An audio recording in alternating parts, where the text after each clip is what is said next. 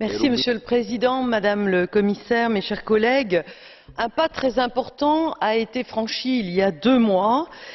en refusant cet accord intérimaire. Sans revenir, puisque je suis la 27e oratrice de l'après-midi sur ce sujet, je voudrais simplement souligner que certains, avec beaucoup de lyrisme, ont qualifié cette étape de la démocratie européenne comme le premier jour de l'existence du Parlement européen dans le cadre du traité de Lisbonne. Ce fut en effet une victoire historique, pas seulement pour le respect de la vie privée et des libertés des citoyens européens et au-delà, mais ce fut une victoire, un pas franchi pour les pouvoirs du Parlement européen, en même temps que cela a été un grand moment de courage et d'audace de notre rapporteure Jeanine Hennis-Plasschaert, que je voudrais saluer tout particulièrement dans sa détermination à quelques semaines d'une échéance importante pour elle. Inutile de rappeler les éléments de la toile de fond qui constituent nos interdépendances en termes de lutte contre le terrorisme, de sécurité et de l'équilibre à trouver en matière de liberté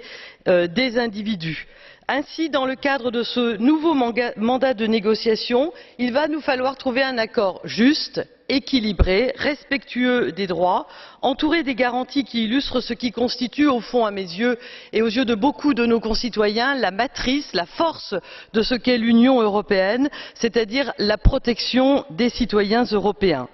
Alors, parce que notre volonté politique doit prendre le chemin du droit et de l'expression par le régime juridique,